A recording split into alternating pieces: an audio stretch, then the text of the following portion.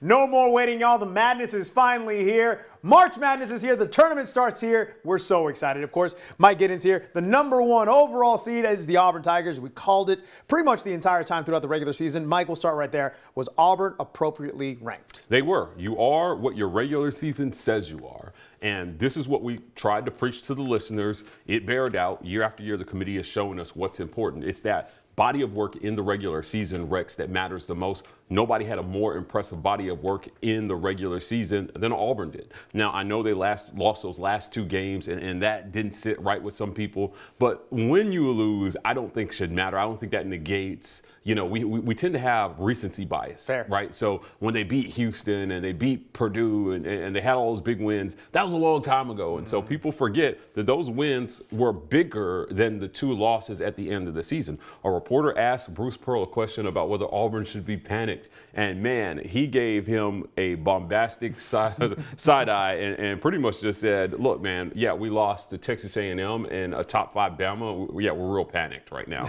And I agree with him. I think, look, if you're a reporter, you got to do your job. You got to ask the question. That's so I'm not berating the reporter for the question, but I also understand Bruce's standpoint. This narrative somehow that Auburn is sliding into an abyss after losing a couple of really highly ranked games. Look, Bama lost 5 out of their last 7 or something crazy. Look, it's the end of the season. The SEC had the toughest conference. This was to be expected. And quite honestly, most of us thought those couple of games they would have lost somewhere in the middle of the season, and they just kept winning. So the committee sees that, and you're giving them credit for winning those games and not punishing them for losing a couple of games at the end. Bombastic side eye is the perfect way to describe the way. It looked like Bruce Pearl was annoyed by the question. But to be fair, again, siding with you, Mike, no shade towards the reporter. You kind of have to ask the question. However, as we know that the reasonable Auburn fans that there are out there, some may think that the sky is falling at this point. We lost to Florida. We lost to Bama at home, a game you never want to lose. This whole thing, yes, it looks like Auburn may be losing a step heading into the most important part of the year, but we also have to look at it, as you meant, from a 10,000-foot point of view. This roster is outstanding, and they're built for March. Yeah, look, you're the #1 overall seed, which means you should have the easiest path. However, Auburn kind of got a little bit of a tough draw. If you ask me, Bama got the easier draw in terms of path to Sweet 16, much easier. So, look, geographically, this works out for Auburn. After I'm done this, I'm headed out to Lexington. Nice. It's a 7-hour drive from here, from Columbus. But fans will show up. It's in Rupp Arena. It's a place where Auburn has played many games before. And then if you get through those first 2 rounds, if you get through the round of 64 and the round of 32, you're in the round of 16, and that's in Atlanta. So pretty much in your backyard. If you're Auburn, you really got to take advantage of this path because it's not often that you get such a favorable geographical location for the first few rounds. I was about to ask, too, because we saw Auburn fans travel to Spokane and all over the world now. But Lexington, Atlanta, which many would call Auburn North, this is a phenomenal draw for Auburn fans. Do you expect the Auburn family to show up in droves? It's going to be wild. I expect Auburn to be there. You got to remember that there is a strong contingent of Auburn alumni in the greater Nashville area. Those fans will travel well to Lexington, cut the trip in half for them. Look, Auburn fans are everywhere, but they traveled. I went to the 2013 national title game where Auburn played Florida State in football. That was way out in Pasadena. I don't know if it's possible to get further from Auburn than Pasadena, California. And in a stadium, the Rose Bowl, that sits 95,000 people, Auburn fans were like 85% of the crowd there. That's incredible. And whenever I see the pictures, it's incredible. If they can make that trip, they'll make this one, which is a drive for most people. So it's going to be a lot of fun. I think if you're Auburn, you've got to avoid that first round calamity. Look, they lost to Yale, but people don't understand. As the #1 overall seed, it is very rare that a #1 overall seed loses to a 16. It's almost a guarantee that Auburn will get out of the first round. As a matter of fact, the first time we ever saw it in history was Virginia a few years ago. And after that, they turned around and they won a national title the very next year after being the first 1 seed to lose to a 16. Vegas won't even take the bet, Rex. Wow. Yeah. Like if you go in and you try to bet a 1 versus a 16 straight up, they won't take that bet because if it hits one time, their casinos will go broke. Yeah. But that's how rare it is. I said that to underscore how rare it is that happens. So if you're Auburn, You got to get through that round of 32. You have to get to Atlanta, I think, and you've got to keep this team healthy. So they've got an opportunity to do that, and I think they're in good shape. Now in the South Regional, they have a really interesting matchup in that second round because if Louisville gets past their first round, it could be Louisville, Auburn, basically in Kentucky, but on enemy territory for Louisville. That could be really interesting. But for you, looking at the bracket, what could be Auburn's biggest hiccup here in the South Regional? I think that it is Louisville. I think the biggest struggle is getting out of that round of 32. People don't understand. Those round of 32 matchups are treacherous. Yes, right? They are. And getting to the Sweet 16, which means you've won 2 games, is extremely difficult because of how they seed, and that's why getting that number 1 overall seed is important. But no matter where you're seeded, I think getting out of the round of 32 is actually an underrated challenge that we overlook most of the time because of how good those top seeds are. But if you're the SEC, you got 14 teams into this. Somebody's bound to have a tough matchup somewhere, but I don't think it's the Auburn Tigers. I think they handle it, and I think they get to Atlanta. Transitioning perfectly to my next question, 14 teams from one conference into this dance. It's a new record. I believe 11 teams from the Big East when they were running roughshod all over college basketball back in the day. This is incredible. We mentioned how much investment has gone into this sport specifically from the SEC. It used to be just like, hey, let Kentucky or Arkansas run it or Tennessee have a good run now. This is where basketball lives now in the SEC. Could we see, and I'll ask you this, big picture, could we see multiple teams, maybe 2 or 3 teams in the Final Four from the SEC? Well, I think 2 teams is definitely a possibility. After Tennessee beat Auburn, we got a chance to talk to Tennessee head coach Rick Barnes in the postgame.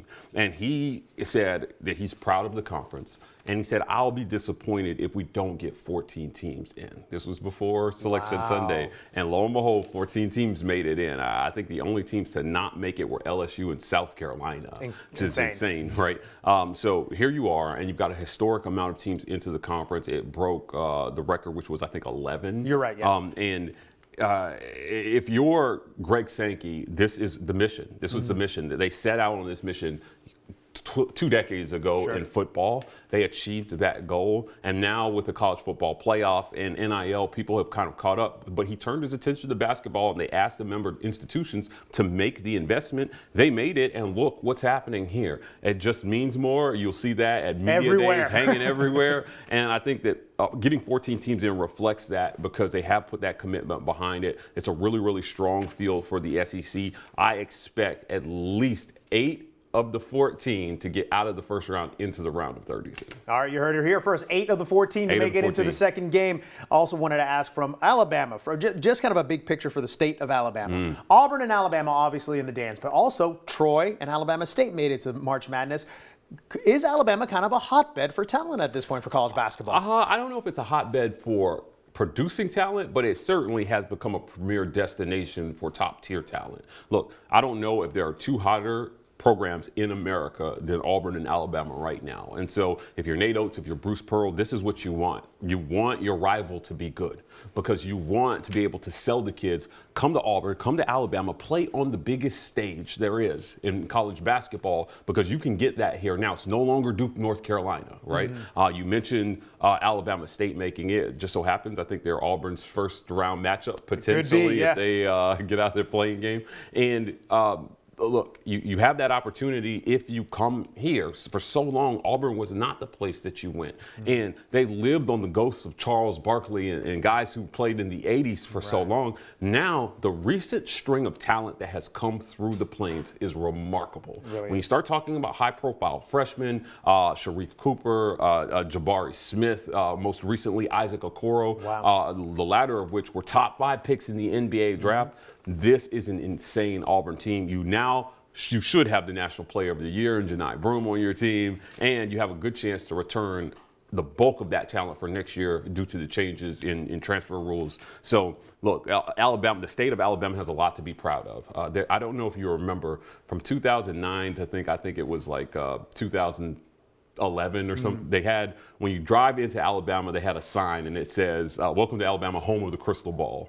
And it was in that stretch where, Auburn won a championship sandwiched by 3 championships that Alabama hadn't won yet. Right. And think it's only a matter of time before they start to wear that crown in basketball as well, too. So the investment has been made. Basketball is a growing sport worldwide. And I don't, as far as, kind of being like an international language, I think basketball comes in a close second to soccer. Oh, absolutely. Right now. The NBA has done such a good job of growing the game worldwide. That has extended into college basketball. Teams like Auburn and Alabama are taking advantage of that. Look, Ting ended up as an Auburn women's basketball player. They want to come here and play. They only come here to play, and they can absolutely ball. And, you give Bruce Pearl and Nate Oates money to recruit around the world. Watch what they do here. But congratulations to the Yellowhammer State. What a run in March so far. We'll see how many people or how many Yellowhammer teams actually move on to the next round. We got a couple more questions here, but real quick, Mike, your Final Four. Who do you got so far? Ooh, that's a tough question right now. I mean,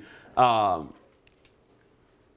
want to pick Auburn so bad, but boy, I think they have a tall task.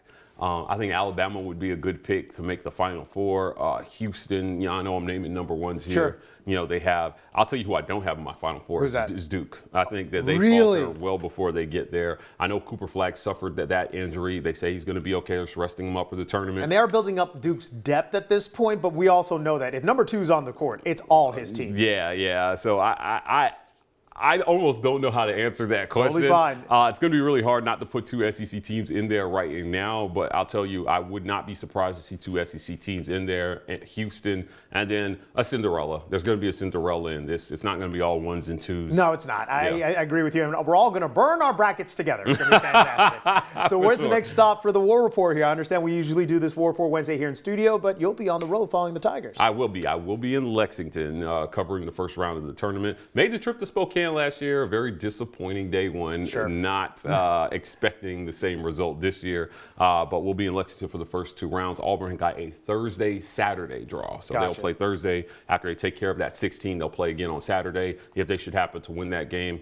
back to Atlanta for the Sweet 16. And just to let you guys know, you can watch Auburn right here at WRBL that Thursday. It's going to be really, really exciting. Hey, Mike is going to be on the road, but we can always find you online. Mike, where can they find you? Visit us on YouTube at The War Report. Also, follow us on social media. Follow me at Mike Gittens on Twitter, at Mike Gittens _ on Instagram, at The War Report on every social media platform, TW Report on TikTok. All right, that'll do it for another War Report Wednesday. Hey, let's just get practicing. This is what's going to happen to my bracket eventually because I know nothing when it comes to March. For Mike Gittens, I'm Rex Shaw. Thank you so much for joining us here at War Report Wednesday.